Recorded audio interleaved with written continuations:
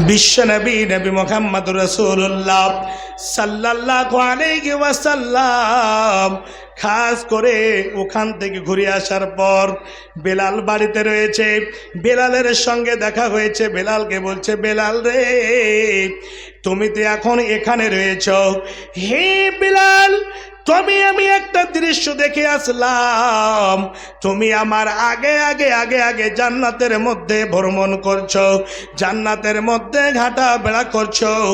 এই শব্দটি আমার কানে ভেসে উঠেছে। বেলাল, তুমি বলো পৃথিবীর বুকে তুমি কোন এমন আমল করে একটু বলে দাও। বেলাল রাদিয়াল্লাহু তাআলা আনহু বলছেন, নবী গো, আমি অন্য কোনো আমল করি না, একটাই ছোট আমি আমল করি যে আমার যখন উজুটা শেষ হয়ে যায়, উজু যখন আমার ভেঙে যায়, আমি সঙ্গে সঙ্গে তাড়াতাড়ি করে গিয়ে উজু বানিয়ে নিই। আর যখনই আমি উজু বানাই তখন আমি 2 রাকাত সালাত আমি আদায় করি। আমার উজু যখন ভেঙে যায় তখন তাড়াতাড়ি করে উজু করে নি। এর মানে আমি অপবিত্র ইয়া নাপাক হয়ে আমি থাকি না, বা উজু থাকি বে উজু আমি থাকি না। আর উজু করার পরে যখনই উজু বানাই, আমি দিনে যদি 10 বার উজু বানাই, 10 বারই আমি 2 রাকাত করে নামাজ আদায় করি। জি, নবীজি শুনে বললেন, বেলাল রে, কত সুন্দর তুমি আমল করো। এই আমলে আল্লাহ তোমাকে জান্নাতের মধ্যে প্রবেশ করিয়ে দিয়েছে, এই আমলে তোমাকে জান্নাতে পাঠিয়ে দিয়েছে। যুবক ভাই, প্যান্ট পরলাম, লুঙ্গি পরলাম, টাইট স্যুট পরলাম, আরো কি পরলাম, আর পরার পরে পেচ্ছাপ করলাম, কত কি যে ছিটা পড়লো।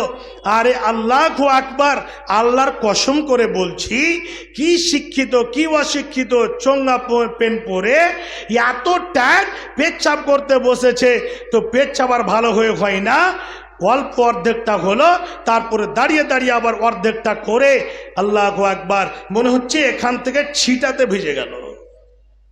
আপনি জানেন এই কাজটাকে ছোট মনে করেছেন যে পুরুষেরা টাকনু ঢেকে পেন পরবে আর লুঙ্গি পরবে। আরে মোহাব্বত কি, নবীর কথাটা কি, যখনই বলেছেন মান্দার রেজা রাখো, যখনই বলেছেন যেই লোকটা এইরকম লুঙ্গিকে ঝুলিয়ে পড়লো, প্যান্টকে ঝুলিয়ে পড়লো, এই ছোট কাজটাকে ছোট মনে করেন, কিয়ামতের দিন আল্লাহ রাব্বুল আলামিন রহমতের দৃষ্টি দেবেন না, রহমতের নজরে তার দিকে তাকাবেন না। যদি লুঙ্গি আর প্যান্ট আর পাজামাকে ঝুলিয়ে পড়তে গিয়ে যদি আল্লাহ রাব্বুল আলামিন রহমতের দৃষ্টি যদি না দেন, তাহলে মদখোর, জুয়াখোর, সুদখোর, বেনামাজি, দাগাবাজি, এগুলো দাসাটা হবে কি? যখনই হাদিসটা নবীজির মুখ থেকে শুনেছেন আবু বকর কান্না করতে লেগেছে, দাড়ি ভেজে পানি পড়ছে। আবু বকর বলছে, নবী গো, আমার লুঙ্গিটা পায়জামাটা নিচে চলে যায়। আবু বকরের ভুঁড়িটা একটু বড় ছিল। নবীজি বলছেন, তুমি ঠিক জায়গাতে পড়ো, কিন্তু পরবর্তীতে পরে চলে যায় লুঙ্গিটার নিচন দিকে। তোমার জন্য নয়, যে আঁচলে ন্যাংটামো করে ও নিচনে ঝুলিয়ে পড়ে, তার অবস্থা এরকম হবে। তাহলে লুঙ্গিটা ঝুলিয়ে পড়তে গেলে আল্লাহ যদি রহমতের নজর না দেয়, না তাকায়, তবে দাসাটা কি হবে? দাসাটা হবেটা কি বাপজান, চিন্তা করেছেন? তো সব সময় পাক পবিত্র থাকতে হবে বাপজান, আমার মা জননী। আর নবীর আদেশকে মেনে চলতে হবে। পুরুষদের কাপড় টাকনুর উপরে থাকবে, মেয়েদের কাপড় টাকনুর নিচে থাকবে। এটা উল্টো হয়ে গিয়েছে কি, মেয়েদের কাপড় টাকনুর উপরে, ছেলেদের কাপড় টাকনুর নিচে। তুমি ঝাড় দিয়া বেড়াও, স্ত্রীটাকে আর ঝাড় দিবার কাজ করতে হবে না, অসুবিধা নাই। আর বাম হাতে সিগারেট টাইনা মুখকে টেঁহা করে ছাড়ছে, আর লুঙ্গি ফাড়া লুঙ্গি পরে, চুলকে কেটেছে কুত্তা কাটিংয়ে চুল কাটা, বাজারে বাজারে ঘুরছে আর বলছে, ওরে বাপ রে, আমি তো বক্কনের ভাই চলে এসেছে। এই 11 তারিখে জালসাতে ছিলাম লাভা কাঠল বাড়িতে, রক্ষীকে নিয়ে এসেছিল। রক্ষী জানে, রক্ষীকে চিনে? ওর আসল নাম হচ্ছে আরিফ খান। যারা ফিল্ম দেখেছে তারাই জানে যে রক্ষী কি আদায় করতো। ও রক্ষী এখন ফিল্ম ছেড়ে দিয়েছে, লম্বা দাড়ি ছেড়েছে। তার লেগে মুসলমানের বাচ্চা কি করছে জানেন? ওকে লিয়াই তাহলে আরো লোক জমবে, আরো কেউ। তারপরের দিন বলছে আমি মালদাতে থাকবো।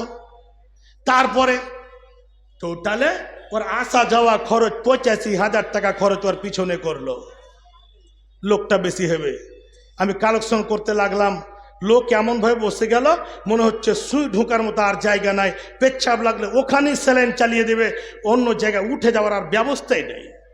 বাপজান, আপনাদের বলছি, খাস করে এই সভ্যতা, খারাপ নোংরা যে ব্যবহার, কালচার, শিষ্টাচার, একে পরিবর্তন করতে হবে। বাপজান, আমার যুবক ভাই, আপনাকে ছোট করে আর একটা হাদিস বলে দিচ্ছি, আর বলে দিয়ে টাইম একদম কাটা কাটা হয়ে গেছে, ছেড়ে দেব। বিশ্বনবী একদিন ঘোড়ার উপরে সওয়ার হয়ে চলে যাচ্ছেন, যেতে যেতে যেতে যেতে একটা কাবরিস্তানে গিয়ে পৌঁছালেন। হঠাৎ করে ঘোড়াটা বিঁধকে গেল, ঝিটকে গেল, মনে হচ্ছে নবীজি পড়ে যাবেন, এমন তো অবস্থা হয়ে গেল। নবীজি নেমে গেলেন। নেমে যাওয়ার পরে দেখা গেল কেন বিধকিল, কেন ভিড়কিল, ওই কবরস্থানের মধ্যে দুটো কবরে আজাব হচ্ছে, দুটো কবরে একই পারছে, দুটো কবরে আজাব হচ্ছে। কেন আজাব হচ্ছে? এক নম্বর হলো নামিমা, নামিমা চুগলখোর, চুগলখড়ি করত, গীবত করত, একেবারে জাসুসি করত, এর কথা ওকে লাগালাগি করত। এই কাজ ছিল তার জীবনে, এই চুগলখড়ি করার কারণে তার আজাব হচ্ছে।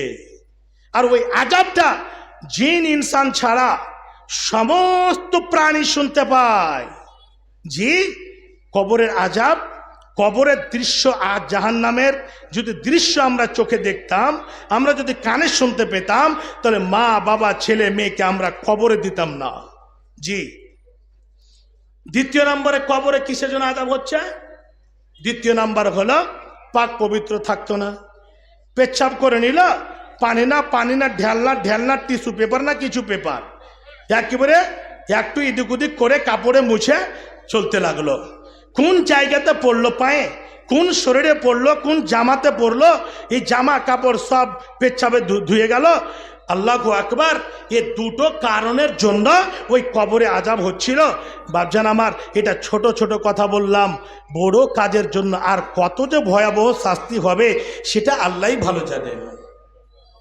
তাহলে কথাটি কয়েকটা বললাম, এই কয়েকটা কথার উপরে যদি আমরা প্র্যাকটিক্যাল ফিল্ডে আমল করতে পারি, তাহলে অবশ্যই আমরা ইহকালও সাফল্যমণ্ডিত হব এবং পরকালও আমরা সাফল্যমণ্ডিত হব। আমাদের জন্য একেবারে সহজ রয়েছে জান্নাত, সহজ রয়েছে। সেই জান্নাতের পথে যেতে গেলে এ দুনিয়াটাও আপনাকে একেবারে রং তামাশার জিনিসকে পরিত্যাগ করে দিতে হবে, এই জিনিসগুলোকে বর্জন করতে হবে। আজকে একটা জিনিসের কথা বলে যাচ্ছি, আমার যুবক ভাইয়েরা এই অসুখে পড়ে আছে। কি অসুখ? আগে রাজনিবাজ গুটখা তো খেত, মদ খেত, চারাস খেত, আফিং খেত। এখন আর একটা জিনিস বেরিয়ে এসেছে যেটা নাম হচ্ছে স্মেক। স্মেক কত মারাত্মক জিনিস, আমি নিজে সরাসরি ওকে জিজ্ঞেস করেছি, তখন তার নাশা ছিল না, একেবারে হুঁশ আওয়াজে ছিল। তো বললাম, ভাই এই জিনিসটা কেন খাচ্ছ ভাই? ছেড়ে দিতে হয় ভাই, এই জিনিসটা খুবই খারাপ। বলছে, মৌলানা এমন একটা মারাত্মক জিনিস, একবার যদি খেয়ে নিই, দ্বিতীয়বার যদি না খাই তো মনটা এমন হয়, আমার মন মানসিকতা এমন হয় যে নিজের শরীরের মাংসটাকে দাঁত দিয়ে কেটে চিবিয়ে চিবিয়ে খেয়ে নেব, যতক্ষণ না খেতে পাই ততক্ষণ আমি তৃপ্তি পাই না। বাপজান, কত মারাত্মক জিনিস! এই জিনিসে আমার যুবক ভাইরা এখন ঢুকে আছে। আপনি বাবা, আপনি মা, আপনি গার্জেন, আপনাকে ওই জায়গাটা তো লক্ষ্য করতে হবে। আপনার ছেলে মেয়ে কি করে না করে এই জিনিসটাকে দেখেই করতে হবে। সেই জিনিসগুলোকে একেবারে না বলে মেনে নিতে হবে। বাপজান, দ্বিতীয় আয়াত কি বলছেন? আল্লাহ বলেন, মাইয়ুতিউর রাসূল ফাকাদ আতা আল্লাহ। আল্লাহ বলছেন, বান্দারে, রসুলের ইতাত করা মানে আল্লাহর ইতাত করা। রসুলের কথা মানা মানে আল্লাহর কথা মানা, আল্লাহর কথা মানে রসুলের কথা মানা। কিন্তু একটা কথা শুনে নেন, এগুলো কথা বলার পরে বিশ্বনবী বলেন, শুনে নাও, ওয়ামান কাযাবা আলাইয়া মুতাআম্মিদান ফালিয়াতাবাওয়া মাকাদাহু মিনান নার। হি আমার উম্মতেরা, যে কথাগুলো আমার নয়, যে কাজ করার আমি হুকুম দেইনি, আমার জীবনে যেটা আমল নাই, যেটা বলার জন্য, যেটা করার জন্য আমি অনুমতি দেইনি, যেটা কাজের জন্য, যেটা আমলের জন্য আমি আদেশ দিইনি, আমার জীবনে নাই, আমি জীবনে করিনি, কোন সাহাবীরা করে নাই। হে বাপজান আমার, সেই জিনিসটাকে যদি নতুন করে তৈরি করে দাও, নতুন করে তৈরি করে বিশ্ব নবীর দিকে যদি চালিয়ে দাও, এটা নবী বলেছেন, কিন্তু সেই কথাটা নবীর নয়। হি বাপজান আমার, বিশ্ব নবী বলেন, তারা নিজের ঠিকানা ইহকালে জাহান্নামে তৈরি করে যাচ্ছে। দুটা ইশারা করছি, শুধু দুটা ইশারা করব, বেশি না। কি ইশারা? নবীর হাদিস বলে ঢালাহারে চালিয়ে যাচ্ছে। কি ঢালাহারে চালিয়ে যাচ্ছে? এক শ্রেণীর ভাই আছেন যে বলছে কদ্দু খাওয়া নবীর সুন্নাত। জি, একদম আরবিকে মিলিয়ে দিয়েছে, কইছে মান আকালা দুব্বায়ে ফাদাখালাল জান্নাহ। এই হাদিসটা কোন জায়গাতে ঢুঁড়ে পাবেন? সুনানে সিত্তার মধ্যে ঢুঁড়ে পাওয়া যাবে। হাইরে আল্লাহ, নবীর কথা এমন এমন মিথ্যা কথা প্রচার করা হচ্ছে, কিন্তু সেই কথাটা নবীর নয়। বাপজান, নবীর সাথে মোহাব্বত, প্রেম প্রীতি, ভালোবাসা কেমন ছিল, কাদের ছিল? তাদের ঈমান আজ থেকে 1400, 1450, 1500 বছর পূর্বে সাহাবীদের ঈমান, সাহাবিয়াদের ঈমান এইরকম ছিল। আল্লাহু আকবার, টাসকে মাস হতে দেয়নি। নবীর চরিত্র দেখে, নবীর ব্যবহার দেখে, নবীর চলা ফিরা, খাওয়া দাওয়া ইত্যাদি দেখে, যেটা ইসলামের প্রচন্ড দুশ্মন ছিল, সেই দুশ্মন ইসলাম কবুল করতে বাধ্য। সব থেকে যেটা ইসলামের দুশ্মন, একটা যুদ্ধতে গিয়ে আল্লাহ পাকের নবীর সাহাবীরা ওই লোকটিকে ধরে রস্সা দিয়ে বেঁধে নিয়ে এসে মসজিদ নববীর খাম্বাতে বেঁধে দিল। আজকে চরিত্র আমাদের কেমন হয়েছে, আজকে আমাদের শিষ্টাচার, আমাদের কালচার, আমাদের ব্যবহার এত খারাপ, নোংরা হয়েছে, এত নিচুতে এসে নেমেছে যে অন্য ভাই এক ভাইয়ের কথাতে সন্তুষ্ট নয়, তাদের আচরণে, তাদের চলাতে, তাদের ফিরাতে সন্তুষ্ট নাই। নবীর চরিত্র কেমন? যেই লোকটা সব সময় ইসলামকে মিটার জন্য চেষ্টা চালিয়েছে, ইসলামকে খতম করার জন্য প্রচেষ্টা চালিয়েছে, সেই লোকটিকে সাহাবীরা বেঁধে নিয়ে এসে মসজিদ নববীতে খাম্বাতে বেঁধে দিল। নবীজি সকালবেলায় এসে বলছে, ইয়া সুমামা বিন উসাল, তুমি কি চাও বলো। সুমামা বলছেন, ওয়াইন তাকতুল তাকতুল জাদামিন ওয়াইন তুনিম তুনিম আলা শাকিরিন। নবী গো, আপনি আমাকে কি জিজ্ঞাসা করছেন শুনুন। আপনি যদি আমাকে ছেড়ে দেন, ওই ছাড়তে গিয়ে যদি মাল চান, তাহলে আমি মাল দেব, মাল দিয়ে আপনার কাছে আমি ছাড় নিয়ে নেব। আর যদি আপনি এইরকম সেলারামি করে যদি আপনি আমাকে ছেড়ে দেন, তাহলে আমি আপনার শুকরিয়া আদায় করব। দুটো কথা হয়ে গেল। তৃতীয় নাম্বারে আবার একটা কথা বলছেন, শুনুন নবী। তৃতীয় নাম্বারে কথা হলো, আমাকে যদি আপনি হত্যা করেন, তাহলে একটা খনি ব্যক্তিকে হত্যা করা হবে, অর্থাৎ আপনি আমাকে হত্যা করে দেবেন। আমি যে কত লোককে হত্যা করেছি, বা আমি আপনার কাছে আমি কমজোর নয়। আমার খাস করে বদলে, আমার খাস করে খানদানেরা, আমার ভাই বেরাদেরেরা এর খাস করে বদলা আপনার কাছে নিয়ে নেবে। তিনটা শব্দ বললেন, ওয়াইন তাকতুল তাকতুল জাদামিন ওয়াইন তুনিম তুনিম আলা শাকিরিন ওয়াইন তুরদুল মালা ফাসআলা তুতা মিনহু মা শিতা। একদিন বলল, নবীজি কিছুই বললেন না, আবার দ্বিতীয় দিন গিয়ে বলছে সোমামা, আবার ওই কথাই দোহরাচ্ছে, কিছুই বললেন না। আবার তৃতীয় দিন গিয়ে সোমামা কি খবর? কিন্তু তার সঙ্গে এরকম নয় যে একটা আসামিকে বেঁধে রেখেছি খেতে দেব না, তার সঙ্গে খারাপ আচরণ করব, তাকে সকাল বিকাল চাপল দিয়ে স্বাগত করব, সেটা না, তার সঙ্গে খারাপ ব্যবহার করব, তাকে এইরকম ভাবে পাবলিকে মার দিব, এই কাজ করেননি। এমন ব্যবহার দেখেছেন সাহাবায়ে কেরাম, নবী মুহাম্মদুর রাসূলুল্লাহ সাল্লাল্লাহু আলাইহি ওয়াসাল্লাম পর্যন্ত সবাই মিলে ওই সুমামা বিন নাউসালের সঙ্গে বিন্দু পরিমাণ খারাপ আচরণ করেননি। 3 দিনের পরে যখন নবীজি 3 দিন একই কথাই শুনলেন, বললেন ওরে আমার সাহাবীরা, চট করে তার হাতটাকে খুলে দাও, আর খুলে দিয়ে তাকে ছেড়ে দাও। সঙ্গে সঙ্গে নবীর কথা মানতে কেমন বাধ্য ছিলেন সাহাবায়ে কেরাম, নবীজির কত ফরমাবরদার ছিলেন, একটাও কথা না বলে। আমাদের গ্রামগঞ্জে যদি একটা চোরকে বাঁধা হয় আর মুখিয়া প্রধান মিলে এসে যদি বলে ছেড়ে দাও, 100 মানুষ বলবে কেন ছাড়বো, কিন্তু নবীজি বলছেন তাকে ছেড়ে দাও। ছেড়ে দেওয়া হলো, হাতখানা খুলে দেওয়ার পরে তার অন্তরের মধ্যে এমন একটা ভালোবাসা, প্রেম প্রীতি জেগে উঠেছে, এমন একটা মোহাব্বত তৈরি হয়েছে, অন্তরে অন্তরে বলছে হাই, আমি এত রাগিন্বিত হয়ে এমন ভাবে নবীজিকে ধমক দিয়ে কথা বললাম, এই লোকটির ব্যাপারে আমার অন্তরে খারাপ ধারণা ছিল, এই লোকটিকে আমি খারাপ মনে করছিলাম, ইসলাম ধর্মটাকে খারাপ মনে করছিলাম, এইরকম 17-15 অন্তরের মধ্যে হতে লাগলো। বাপজান আমার, আস্তে আস্তে এই যে একটা খেজুরের বাগান সামনে দিকে ছিল, ওই জায়গাতে ঘুরে ফিরে এমন ভাবে অন্তরটাকে আল্লাহ রাব্বুল আলামিন পরিবর্তন করে দিয়েছেন। লম্বা কথা রয়েছে, বলতে যাচ্ছি না, শর্ট করে বলছি।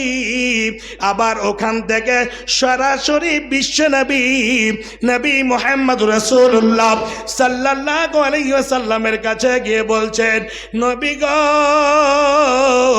তাড়াতাড়ি করে আমাকে কলমা পড়িয়ে দেন, আমি ইসলাম গ্রহণ করতে চাই, আমি মুসলমান হতে চাই, তাড়াতাড়ি কলমা পড়িয়ে দে। আশ্চর্য ঘটনা। কোন এমন মেডিসিন দিয়েছিলেন সাহাবীরা, কোন এমন ওষুধ দিয়েছিলেন আল্লাহ পাকের নবী? একটাই ওষুধ, একটাই মেডিসিন ছিল, যেটা হচ্ছে মোহাব্বত, প্রেম প্রীতি, ভালোবাসা, আচরণ, আখলাক, চরিত্র, ব্যবহার, কালচার, শিষ্টাচার। এই দিয়ে মোহাব্বত তৈরি হলো, আর মোহাব্বতে ইসলাম ছড়িয়েছে, ইসলাম সারা পৃথিবীতে প্রচার হয়েছে, তালোয়ারের দ্বারা ইসলাম প্রচার হয় নাই। এই মোহাব্বতের কথাটা বলতে গিয়ে আর আচরণের কথা বলতে গিয়ে হাদিসটা আমি বলতে বাধ্য হলাম।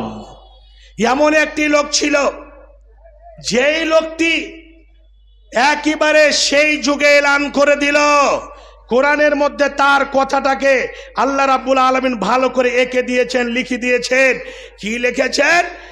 এমন একটা লোক, এমন একটা জালিম বাদশা, কি বলবো আর, সেই লোকটি মানে জেনে চলে একটা ছেলে জন্ম নেবে, সেই ছেলেটা আমার দুশ্মন হবে, আমি যে খোদা দাওয়া করেছি আনা রাব্বুকুমুল আলা, আমার মুখে লাথি মেরে আমাকে এখান থেকে সরিয়ে দেবে।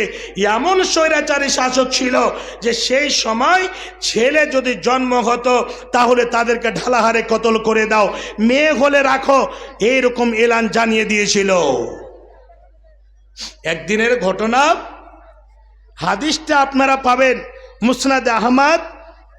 হাদিস হচ্ছে ইবনে আব্বাস, তিনি রেওয়ায়াত করছেন, রাবি ইবনে আব্বাস হাদিসটিকে বর্ণনা করছেন। বাপজান আমার, খাস করে এই জায়গাটাতে আপনারা পেয়ে যাবেন হাদিস নাম্বার 2821। জি, ইবনে আব্বাস রেওয়ায়াত করছে, আল্লাহ পাকের নবী জনাব মুহাম্মদ রাসূলুল্লাহ সাল্লাল্লাহু আলাইহি ওয়াসাল্লাম যখন জান্নাত ভ্রমণ করতে গেলেন, ওই জায়গাতে গিয়ে এমন খুশবু ছুটে আসলো, এমন সেন্ট জান্নাতের মধ্যে একদম রমে রমে রমে রমে রমে রমে নাকের মধ্যে পড়ছে, মনে হচ্ছে অন্তরটা ভরে গেল, জি ভরে গেল। নবীজি বলেন, সঙ্গীর সাথে জিব্রাইলকে জিজ্ঞাসা করছেন, ইয়া জিব্রাইল, হে জিব্রাইল তুমি বলো, মা হাদিহির রাইহা, এই যে সুগন্ধি আমার নাকে ভেসে উঠেছে, এই সেন্টটা যে আমার নাকে আসছে, বলো এই সেন্ট কোন জায়গা থেকে আসছে, কোন এমন মানুষ, কোন এমন আমল করেছে, কোন জায়গা থেকে সেন্ট খানা খুশবু খানা ছুটে আসছে আমি সঙ্গে পাচ্ছি। জিব্রাইল বলছেন, নবী গো, এই সেন্ট এমন জায়গা থেকে আসছে, এমন একটি লোক ছিল, ফিরাউনের বাড়িতে দাসী হিসাবে থাকতো, ফিরাউনের বাড়িতে কাজ কর্ম করত। ওই বাড়িতে শুধু সেই ছিল না, ওই মেয়েটির সঙ্গে কয়েকখানা বাচ্চা ছিল। ওই বাচ্চা এবং মেয়েটাকে ওই স্বৈরাচারী শাসক, এই জালিম বাদশাহ এক এক করে জীবন্ত হত্যা করে দিয়েছিল। পুরো ওয়াকিয়াটা বর্ণনা করলেন। ওই হাদিসটাকে বিশ্বনবী নবী মুহাম্মদ রাসূলুল্লাহ সাল্লাল্লাহু আলাইহি ওয়াসাল্লাম বর্ণনা করেছেন। হে বাপজান আমার, এমন একটা জালিম বাদশার বাড়িতে নিজের ঈমানকে টিকিয়ে রাখা চারটি কথার নাম, লুকিয়ে লুকিয়ে আল্লাহর ইবাদত বান্দেগি করা, লুকিয়ে লুকিয়ে আল্লাহকে ডাক দেওয়া, লুকিয়ে লুকিয়ে চুপি চুপি আল্লাহকে স্মরণ করা, যেমন তেমন মানুষের কাজ না। যাদের ঈমান দুর্বল হবে তারা জীবনে কোনোদিন এই রকম জুলুমের উপরে নিজের ঈমানকে টিকে রাখতে পারবে না। হে বাপজান আমার, শুনে রাখুন, এমন ঘটনা হলো, এই মা সীতা ফিরাউনের এই রকম ভাবে দাসী। ফিরাউন যে বলে দিয়েছিল আনা রাব্বুকুমুল আলা, আমি হলাম আল্লাহ, আমি হলাম প্রভু, যারা আমাকে না মানবে তাদেরকে দুনিয়া থেকে বিদায় করে দেওয়া হবে। দেখেন ঈমান কত মজবুত ছিল, আল্লাহর সঙ্গে মোহাব্বত, প্রেম প্রীতি ভালোবাসা কেমন ভাবে গড়ে তুলেছিল। আল্লাহু আকবার। রাত যায় দিন যায়, একদিন দুই দিন করতে করতে এই দিকে যে তৌহিদের দাওয়াত পেয়েছে, মাসি তার কানে পড়েছে, মশার পর্বর প্রতি ঈমান নিয়ে এসেছে। এইদিকে ফিরাউন অর্ডার করে দিয়েছে, এলান করে দিয়েছে, কেউ যদি মশার পর্বর প্রতি ঈমান নিয়ে আসে, অর্থাৎ ইসলাম গ্রহণ করে নাই, তাহলে তাকে ওই খবরটা আমার কানে দেবে, তাকে জীবন্ত এইরকম ভাবে তারবারি দিয়ে উড়িয়ে দেওয়া হবে, তাদের উপরে কঠোর শাস্তি দেওয়া হবে। হে বাপজান আমার, লুকিয়ে লুকিয়ে চুপি চুপি চুপি চুপি ভাবে আল্লাহকে ডাক দিত। এইরকম একদিনের ঘটনা, ফিরাউনের বেটি, যেই মতো আজকাল আমাদের সমাজে মা বোনেরা যখন বিকাল 4টা হয় 5টা হয়, তখন কি করে, একটা মেয়েকে আগা দিকে করে মাথার উকুন দেখতে লাগে, মাথাতে চিরুনি করে দেয়, বেটিদেরকে দেয়, বউদেরকে দেয়, ভাবিদেরকে দেয়। এইরকম একজন মহিলার মাথাতে চিরুনি করে দেয়, মহিলার মাথাতে উকুন দেখে দেয়, এইরকম তেল লাগিয়ে দেয়। একদিনের ঘটনা, হঠাৎ করে চিরুনি করতে করতে করতে করতে করতে করতে হঠাৎ করে হাত থেকে চিরুনিখানা ছুটে মাটিতে পড়ে যায়। যখনই পড়েছে, মাসিদার মুখ দিয়ে কথা বের হচ্ছে, দেখুন আমাদের আজকাল যদি কোনো জায়গাতে পায়ে চোট লেগে যায় মাগে, কোনো জায়গাতে কোনো ঘটনা হয়ে যায় তাহলে মাগে। আলহামদুলিল্লাহ বেরেক হবে না, বিসমিল্লাহ বেরেক হবে না, কোনো জিনিসকে উঠাবার জন্য বিসমিল্লাহ বেরেক হবে না, কোনো জিনিসকে খাবার জন্য বিসমিল্লাহ বেরেক হবে না, দরজাটাকে বন্ধ করতে গিয়ে বিসমিল্লাহ বেরেক হবে না, দরজাটাকে খুলতে গিয়ে বিসমিল্লাহ বেরেক হবে না। এইরকম আমরা পৃথিবীর বুকে আমল করতে পারি না। বাপজান আমার, যখনই হাত থেকে চিরুনিখানা পড়েছে, যখন চিরুনি করছিল, ওই মা সীতা ফিরাউনের খাস করে এই যে বাড়িতে কাজ করতো দাসী, মুখ দিয়ে কথা বের হচ্ছে বিসমিল্লাহ। বিসমিল্লাহ শব্দ বলে জোর করে বলে চিরুনিটাকে উঠিয়ে নিয়েছে।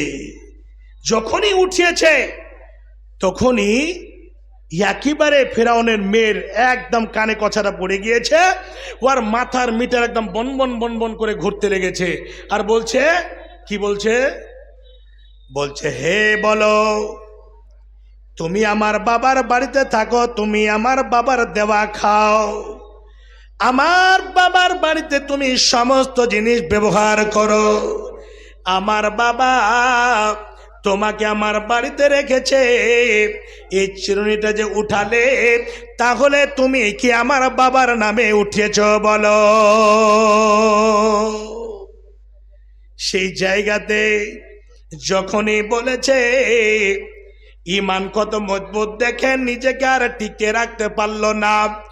সেই মেয়েটি সঙ্গে সঙ্গে জালেম বাদশার মেয়ের সামনে বলে দিচ্ছে, বলছে, হে মেয়ে তুমি শুনে নাও, তুমি যে বললে যে আমার আব্বার প্রতি ঈমান এনেছ, তুমি কি আমার আব্বাকে আল্লাহ বলে মেনে নিয়েছ? এই আমার আব্বার নামে কি তুমি চিরুনিটা উঠিয়েছ? তুমি বলো। বাপজান আমার, ওই মেয়েটি উত্তর দিচ্ছে, শুনে নেন। বলছে, হে মেয়ে, তোমার বাবা আমার প্রভু হতে পারে না, তোমার বাবা আমার আল্লাহ হতে পারে না, তোমার বাবা আমার খোদা হতে পারে না। আমার আল্লাহ হচ্ছেন যে আল্লাহ আমাকে সৃষ্টি করেছেন, সেই আল্লাহ তোমাকে সৃষ্টি করেছেন, তোমার বাবাকে সৃষ্টি করেছেন, সেই আল্লাহ। আশ্চর্য ব্যাপার, আমি তো জানি চান্দাতে যাব। সেই আল্লাহ আমাকে সৃষ্টি করেছেন, তোমাকেও সৃষ্টি করেছেন, সারা বিশ্বকে সৃষ্টি করেছেন, আমি সেই আল্লাহর প্রতি ঈমান এনেছি। এই কথাটা যখনই বলা, পাড়া গরমে গেল। আর পাড়া গরমে গিয়ে এইরকম হয়ে বাবাকে দৌড়াতে দৌড়াতে গিয়ে বলছে, আব্বাজান শুনুন, আপনার বাড়িতে যে দাসীরা থাকে সেই দাসী তোমাকে আল্লাহ বলে স্বীকার করেনি, তোমাকে আল্লাহ বলে এখনো মানেনি। এইরকম ঘটনা ঘটে গিয়েছে। সেই সময় সঙ্গে সঙ্গে ফিরাউন ওই মাসিদাকে ডেকে বলছে, মাসিদা তুই শুনে নে, আমি শুনলাম তুই যেন আমাকে আল্লাহ বলে মেনে নিসনি, তুই আমাকে আল্লাহ বলে মানিস না, শুনেছি তুই যেন মশার প্রভুর প্রতি ঈমান এনেছিস, তুই যেন মশার আল্লাহর প্রতি ঈমান এনেছিস। সঙ্গে সঙ্গে বলছেন, হে বাদশা মশাই শুনে নেন, এর মধ্যে কিঞ্চিত পরিমাণ মিথ্যা কথা নাই। অবশ্যই আমি আল্লাহর প্রতি ঈমান এনেছি, যিনি হচ্ছেন তোমারও আল্লাহ আমারও আল্লাহ, সারা বিশ্বের আল্লাহ। এইরকম জালেম বাদশার সামনে যখনই কথাটা বলেছে, জালেম বাদশার সামনে যখন কথাটা একেবারে প্রকাশ্য করে দিয়েছে, হে বাদশান আমার, মা জননী আমার, একটু লক্ষ্য করবেন এই জায়গাটাতে ঈমানটা কত মজবুত ছিল।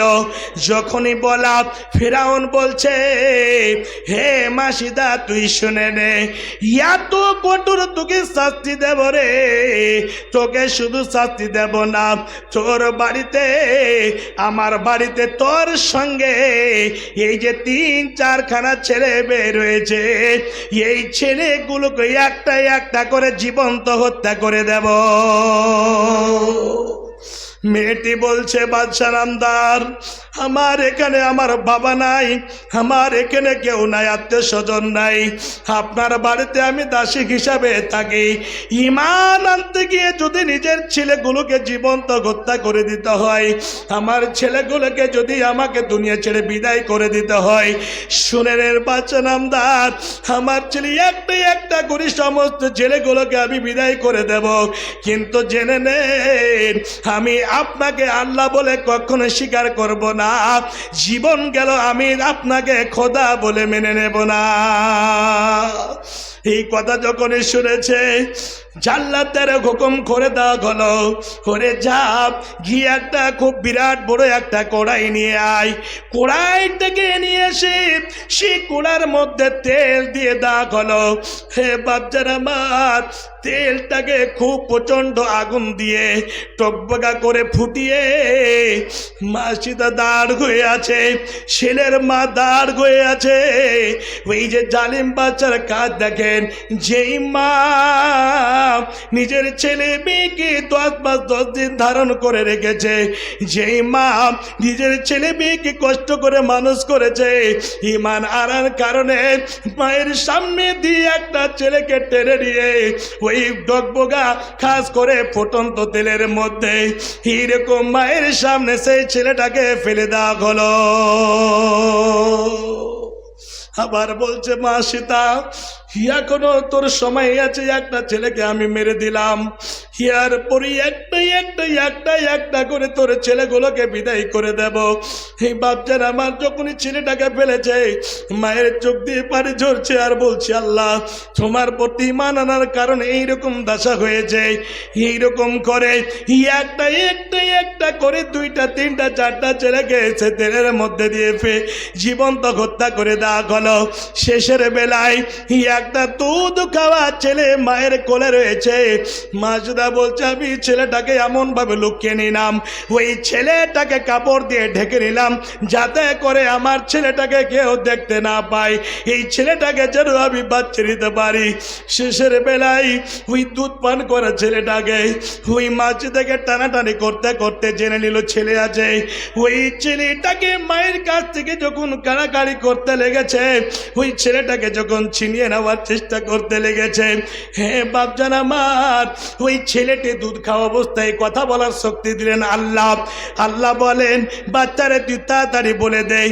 ওই বাচ্চাটা নিজের ভাষা দিয়ে বলছেন, মা, হে মা, তুমি কেন চিন্তা করছো, তুমি কেন এই জায়গাতে ভয়ভীত হয়ে গিয়েছ? হে মা, তুমি দেরি করিয়ে না, চট করে তুমি আগুনে ঝাঁপ দিয়ে দাও। এই দুনিয়া করছে 2 দিনের দুনিয়া, এবং আখিরাত হচ্ছে চিরজন্মের জন্য। ভাবছেন আমার ছেলে মেয়ে সবকে দুনিয়া ছেড়ে বিদায় করে দেওয়া হলো। ভাবছেন আমার ঈমান দেখের কতটা মজবুত ছিল, আল্লাহর সঙ্গে ভালোবাসা প্রেম প্রীতি কেমন ভাবে গড়েছিল। আল্লাহর ওয়াস্তে আমি আর লম্বা করছি না, চিরকুট চলে এসেছে হাতে। এই যে নবীর মাদারসা, নবীর সাথে সাহাবায়ে কেরাম কেমন মহব্বত করেছিলেন। জাঙ্গে উহুদে তীর চালাচ্ছে, একজন সাহাবী বলছে, নবী গো, আপনি খাস করে এখানে দাঁড়িয়ে যান, আমি আপনার আগা থেকে ঢাল হয়ে যাচ্ছি, যত তীর লাগবে আমার হাতে লাগবে, আমার পেটে লাগবে, আমার সিনাতে লাগবে, আমার শরীরে লাগবে, আপনাকে যেন একটাও যেন তীরের আঘাত না লাগে। হে বাপজান আমার, একজন মা হয়ে গিয়ে নবীকে বলছে, নবী গো, এই বাল্য ছেলেটাকে আপনার কাছে আমি দিলাম, আপনি নিয়ে যান। নবীজি বলছে, ছেলেটা কি করতে পারবে? তীর চালাতে পারবে? জিহাদে যে নিয়ে যেতে বলছো, না কিছু করতে পারে? ছোট বাচ্চা। বলছে, নবী গো, আমি এই জন্য আপনাকে ছেলেটা আমি দিই না, ছেলেটা এই জন্য দিচ্ছি, যখন আপনার দিকে তীর চালাবে, যখন আপনার দিকে তীর নিক্ষেপ করবে দুশ্মনেরা, আমার ওই ছেলেটাকে ঢাল বানিয়ে নেবে, আমার ছেলেটাকে তুমি সামনে করে নেবে, যতগুলো তীর লাগা আমার ছেলেটার শরীরে তীর লাগবে, আপনার যেন বিন্দু পরিমাণ ক্ষয়ক্ষতি না হয়। কি মহব্বত ছিল বাপজান, আপনাদের মহব্বত এখানে আমি দেখতে চাই। এই নবীর মাদ্রাসাতে, যেই মাদ্রাসাতে ছোট ছোট মেয়ে ছেলেরা পড়াশোনা করে, এই নবীর মাদ্রাসার সঙ্গে আপনারা যদি মহব্বত দেন, অবশ্যই এই মহব্বতে এই মাদ্রাসা গড়ে উঠবে। এই মাদ্রাসা দুই তালা তো হয়ে গিয়েছে, 3 তালা 4 তালা 5 তালা হবে। এই মাদ্রাসা তালিম শক্ত হবে, মজবুত হবে। এই মাদ্রাসাতে ভালো ভালো শিক্ষক এসে আপনার ছেলে মেয়েদেরকে শিক্ষা দেবে। হে বাপজান আমার, আল্লাহ রাব্বুল আলামিন বলছেন, ওয়ানফিকু মিম্মা রাযাকনাকুম মিন ক্বাবলি আন ইয়াতিয়া আহাদাকুমুল মউত। বান্দারে, আমি তোমাকে ধন সম্পদ টাকা পয়সা দিয়েছি, ওই টাকা থেকে যেদিন তোমার ডাক আসবে, মালাকুল মউত এসে উপস্থিত হয়ে যাবে, সেই মালাকুল মউত আসার আগে আগে আমার পথে তুমি খরচ করে যাও। বাপজান, একটু আপনাদের আমি কষ্ট দেব বাবা, আমার ভাই, আমার মা জননী, আমার বোনেরা, এই নবীর মাদ্রাসাটাকে লক্ষ্য করে আপনারা মন ভরে প্রাণ ভরে 5,000, 10,000, 1,000, 2,000, 100, 200, 500, যেটা সব থেকে নিম্ন দান হবে সেটা হবে 10 টাকা, এই মাদ্রাসাতে দিয়ে আপনারা সাহায্য করুন।